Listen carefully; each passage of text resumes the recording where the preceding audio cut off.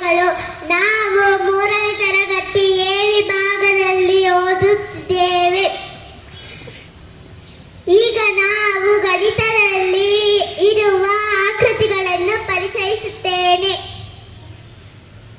ವೃತ್ತ ಗುಂಡಾಗಿದೆ. ಉದಾಹರಣೆ: ಭೂಮಿ, ಚೆಂಡು, ಕಿತ್ತಳೆ ಹಣ್ಣು, ಗಡಿಯಾರ, ಬಳೆ, ಗ್ಲೋಬ್, ಸೂರ್ಯ, ಚಂದ್ರ.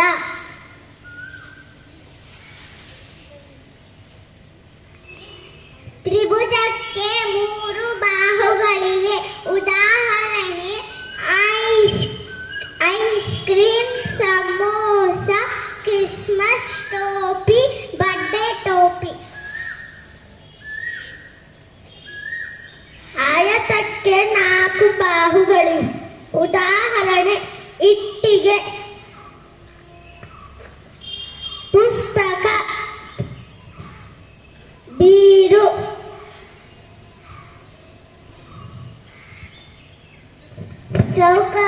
ಚೌಕಕ್ಕೆ 4 ಬಾಹುಗಳಿವೆ.